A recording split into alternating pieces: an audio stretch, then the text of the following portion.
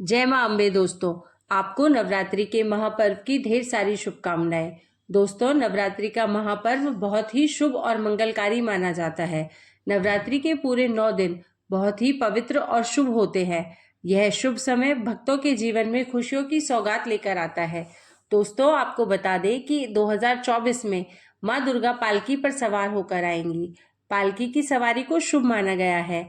हालांकि इसे आंशिक महामारी का कारण भी माना गया है।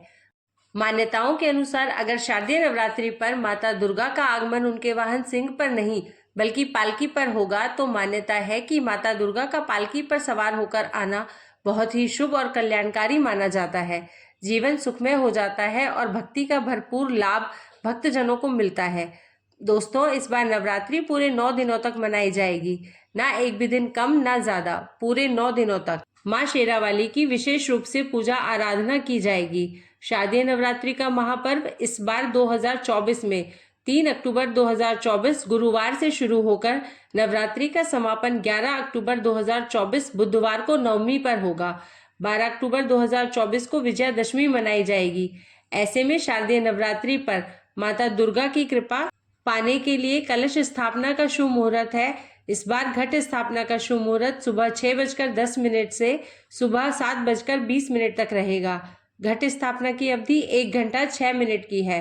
घट स्थापना का अभिजीत मुहूर्त सुबह 11:45 से दोपहर 12:33 तक रहेगा। महाव्रत में की गई पूजा बहुत ही शुभ मानी जाती है। इससे समस्त देवी देवताओं की कृपा प्राप्त होती है और पूजा पाठ का फल कई लाख गुना प्राप्त होता है। ऐसे में जो व्यक्ति नवरात्र आने से पहले घर से यह चीजें बाहर कर देता है, तो उसके घर में माँ वैष्णव का होगा आगमन, माता लक्ष्मी का होगा वास। माँ शेरावाली आपकी झोली खुशियों से भर देंगी। इसलिए नवरात्रे आने से पहले घर से यह चीजें फौरन हटा दें। दोस्तों, आज हम कुछ ऐसी ही चीजों के बारे में जानेंगे जो अगर आपके घर में भी है तो माता लक्ष्मी कभी नहीं करती ऐसे घर में प्रवेश। फिर चाहे आप कितनी ही पूजा पाठ कर ले, माता लक्ष्मी ऐसे घर में कभी नहीं आती। ऐसे घर से देवी देवता भी हमेशा रहते हैं नाराज। तो चलिए वीडियो को शुरू करते हैं, लेकिन उससे पहले आपसे एक अनुरोध है कि अगर वीडियो में दी गई जानकारी आपको अच्छी लगे तो वीडियो को लाइक करें और चैनल को सब्सक्राइब कर दें। और दोस्तों, कमेंट बॉक्स में जय माँ लक्ष्मी जय माँ दुर्गा जरूर लिखें। दोस्तों, सबसे पहले नवरात्रि के पहले ही आपको मंदिर की अच्छी तरह से साफ सफाई कर देनी है। मंदिर के अंदर अगर पुरानी मालाएं हैं, टूटी फूटी मूर्तियां हैं, इसके साथ ही खाली माचिस की डिब्बियां रखी हुई है, तो उन्हें बाहर फेंक दें तथा खंडित मूर्तियों को किसी नदी में प्रवाहित कर दें। माता शेरावाली की तस्वीर अगर कांच के फ्रेम की है और वह हल्की सी भी अगर टूटी हुई हो, तो ऐसी कांच को बदलवा लें या ऐसी तस्वीर को जल में विसर्जित कर दें। टूटी मूर्ति की पूजा करने से, टूटी तस्वीर की पूजा करने से आपकी श्रद्धा भक्ति व्रत आदि सब टूट जाता है। आपका व्रत खंडित हो जाता है। नवरात्रि के 9 दिन बहुत ही पवित्र होते हैं। नवरात्रि के 9 दिनों में घर को साफ सुथरा और पवित्र रखना चाहिए। नवरात्रि के 9 दिनों में ब्रह्मचर्य का पालन किया जाता है और तामसिक भोजन ग्रहण नहीं किया जाता। नवरात्रि के 9 दिनों में माता रानी के भक्तों को प्याज, लहसुन, मांस, मदिरा और अंडे से दूर रहना चाहिए। अधिकतर भक्त नियम का पालन भी करते हैं, लेकिन वह एक गलती कर बैठते हैं। वह नवरात्रि के 9 दिनों में अपने घर इन अपवित्र चीजों को रख लेते हैं। ऐसा भूल कर भी नहीं करना चाहिए। भागवत पुराण के अनुसार नवरात्रि के 9 दिनों तक माता रानी अपने भक्तों के घर में वास करती है। अगर आप भी चाहते हैं कि माता रानी आपके घर में वास करे, तो आप अपने घर के वातावरण को पवित्र रखें और नवरात्रि शुरू होने से पहले ही अपने घर से प्याज, लहसुन, अंडा, मीट और मदिरा को बाहर निकाल दें। अपने घर को साफ रखें और इन वस्तुओं को घर से बाहर निकालने के बाद अपने घर में गंगा जल का छिड़काव अवश्य करें। भगवत गीता में भगवान कृष्ण कहते हैं, बगैर गंगा जल छिड़काव कोई भी मंगल कार्य सफल नहीं माना जाता। गंगा जल का छिड़काव स्वयं भगवत गीता में श्री कृष्ण ने बताया था। अगर आपके घर में गंगा जल ना हो तो मार्केट से गौमूत्र ला सकते हैं और घर में गौमूत्र का छिड़काव भी कर सकते हैं।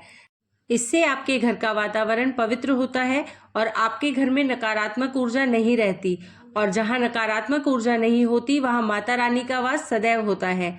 नवरात्रि के पहले आप अपने पूरे घर की अच्छी तरह से सफाई कर ले। घर में जो भी फालतू सामान है फटे पुराने कपड़े उन्हें बाहर निकाल दे। घर में बेकार पड़ा सामान नकारात्मक ऊर्जा लाता है, इसलिए गंदगी बिल्कुल भी ना करें। धूप दीप जलाकर वातावरण को स्वच्छ रखें। दोस्तों, माता के आगमन के लिए घर का दरवाजा जरूर सजाना चाहिए। इससे माता आकर्षित होती है और घर के द्वार में प्रवेश करती है। माँ के आगमन के लिए द्वार को फूलों से सजाना चाहिए। कई लोग ऐसे हैं जो माता रानी की चौकी कागज बिछाकर बनाते हैं, जो कि बिल्कुल गलत माना गया है। माता की चौकी के लिए आप नीचे लाल रंग का कपड़ा बिछाएं। कपड़ा काला या सफेद भी नहीं बिछाना चाहिए। ध्यान रखें, कपड़ा फटा हुआ नहीं होना चाहिए। अगर आपके घर में देवी देवताओं की खंडित मूर्ति, दिया या फटा हुआ चित्र हो तो उसे किसी पवित्र नदी में विसर्जित कर दे, क्योंकि ऐसी मूर्तियां और चित्र दुर्भाग्य लाते हैं। देवी देवताओं की खंडित मूर्ति की पूजा ना करें और ना ही उन्हें घर पर रखें, क्योंकि उन्हें घर में रखना बुरा माना जाता है। वहीं अधिकतर लोग अपनी छत पर या घर के मुख्य दरवाजे के आसपास कबाड़ इकट्ठा कर देते हैं। ऐसा करना अशुभ माना जाता है। अगर आपने भी अपने घर में, घर के मुख्य दरवाजे पर या छत पर या फिर खासकर घर की उत्तर दिशा में कबाड़ इकट्ठा कर दिया है तो नवरात्रि शुरू होने से पहले उस कबाड़ को घर से अवश्य ही निकाल दे। यदि आपके घर पर कोई भी बंद घड़ी है तो नवरात्रि शुरू होने से पहले उसे अपने घर से हटा दे और नई घड़ी ले आए या फिर उस घड़ी की मरम्मत करवा ले। घड़ी को प्रगति का प्रतीक माना जाता है। बंद घड़ी समय से पीछे चलने वाली हमारी प्रगति में बाधा डालती है, इसलिए नवरात्रि शुरू होने से पहले ही आप बंद घड़ी को घर से जरूर बाहर निकाल दें।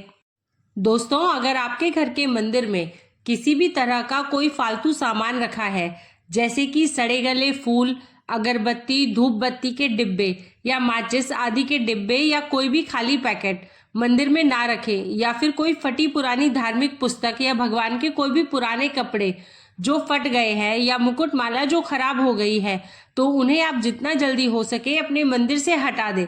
नवरात्रि से पहले आप अपने मंदिर की और मंदिर के आसपास की साफ सफाई अवश्य ही करें, तभी आप माता रानी की चौकी स्थापित करें। इसके साथ ही आप अपने धन रखने के स्थान की सफाई भी अवश्य करें, क्योंकि रात्रि के दौरान मां लक्ष्मी भी घर में प्रवेश करती है। धन रखने के स्थान पर किसी भी तरह का कोई भी फालतू सामान, टूटा हुआ सामान ना रखें। धन रखने के स्थान को मंदिर की तरह ही साफ रखें। नवरात्रि के दौरान माता रानी की पूजा में कौड़ियों को शामिल करें। माता रानी के साथ साथ रोजाना कौड़ी का भी पूजन करें। इसके बाद कौड़ी को धन रखने के स्थान पर रख दें। ऐसा करने से बरकत हमेशा होती है। और आप बाजार से 2 चांदी की लौंग खरीद करके लाएं और उन लौंगों की भी 9 दिन तक पूजा करें और उन्हें आप धन रखने के स्थान पर रख दें। और जब भी आप किसी जरूरी काम के लिए घर से बाहर जाते हैं तो आप उन लौंग को लेकर के चले जाएं। आपका कार्य अवश्य ही बनेगा। ऐसा करने से आपके कार्य में जो भी रुकावट आ रही है, जो भी बाधा आ रही है, वह अवश्य ही दूर होगी और आपका कार्य संपन्न होगा। नवरात्रि से पहले अगर आपके पास पुराने जूते चप्पल इकट्ठा हो गए हैं तो इन्हें जरूर घर से बाहर निकाल दें।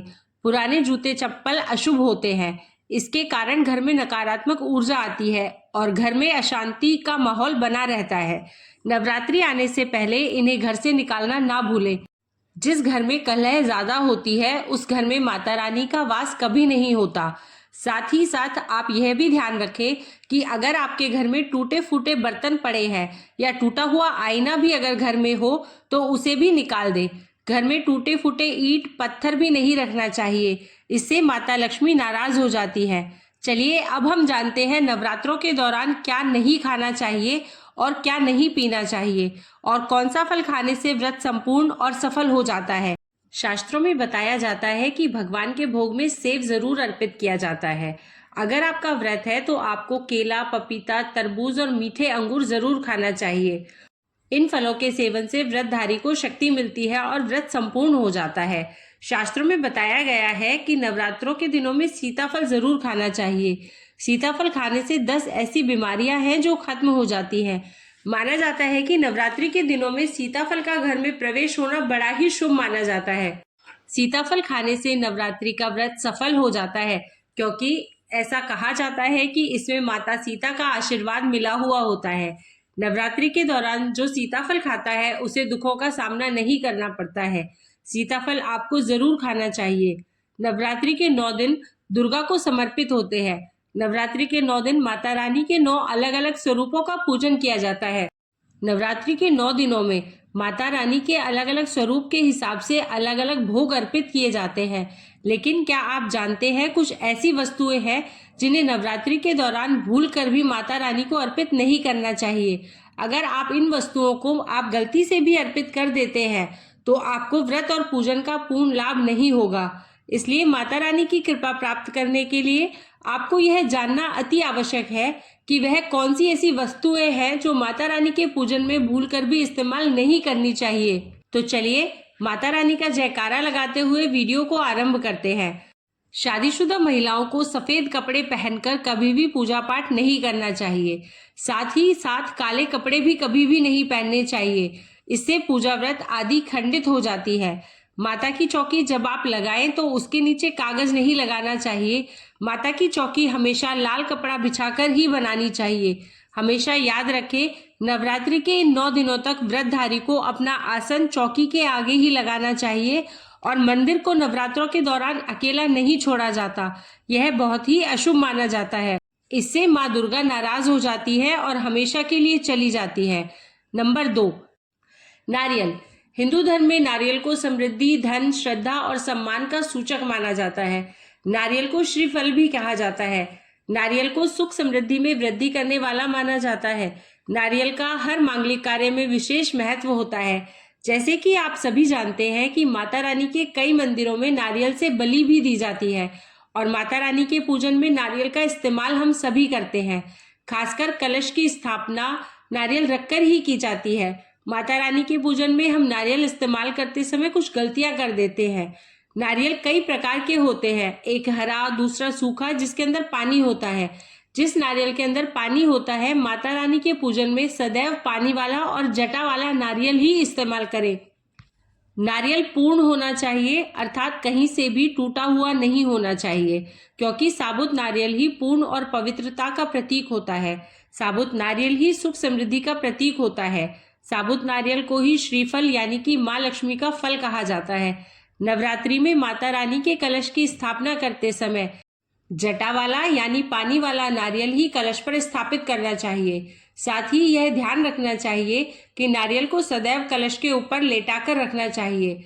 घट स्थापना करते समय कभी भी नारियल को खड़ा करके नहीं रखा जाता। नारियल को सदैव लेटाकर कलश के ऊपर रखा जाता है। साथ ही नारियल को स्थापित करने से पहले आप नारियल को लाल कपड़े में लपेटकर उस पर लाल चुनरी ओढ़ाकर नारियल को कलश के ऊपर स्थापित करें। शास्त्रों के अनुसार कलश के ऊपर जब सही तरीके से नारियल रखा जाता है तब इस व्रत का पूर्ण फल प्राप्त होता है। यह भी ध्यान रहे कि महिलाएं माता रानी को नारियल अर्पित कर सकती है, लेकिन कभी भी माता रानी के सामने महिलाओं को नारियल भूल कर भी नहीं वधेरना चाहिए, क्योंकि नारियल बीज रूप होता है और स्त्रियां बीज रूप से ही शिशु को जन्म देती है। इसलिए कभी भी महिलाओं को नारियल नहीं तोड़ना चाहिए।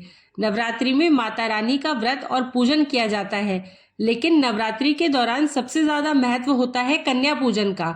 माना जाता है व्रत और उपासना से माता रानी इतना प्रसन्न नहीं होती है जितना कि कन्या पूजन से होती है।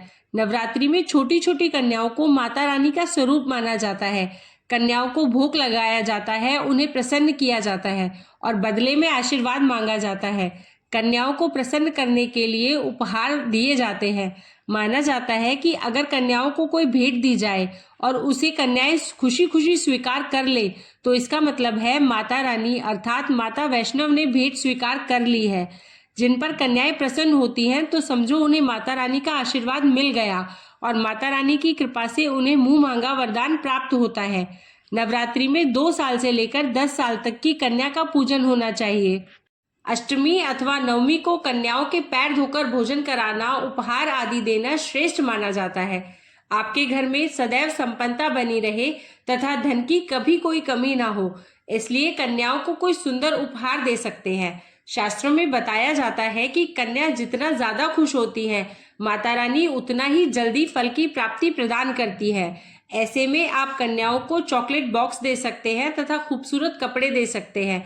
याद रहे काले और सफेद कपड़े ना दें और स्टील के बर्तन भी गिफ्ट के तौर पर दे सकते हैं। याद रहे कन्याओं को लोहे का कोई भी सामान नहीं देना चाहिए।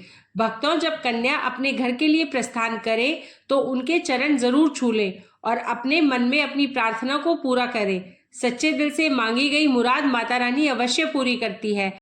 आज के वीडियो में बस इतना ही। अगर आपको हमारे द्वारा दी गई जानकारी अच्छी लगी हो तो वीडियो को लाइक करें और चैनल को सब्सक्राइब करें। और आप भी अपने दिल की मुराद माता रानी से मांगे और वो आपकी मुराद जल्दी ही से पूरी कर दे। इसलिए कमेंट बॉक्स में जय माता रानी अवश्य लिखें।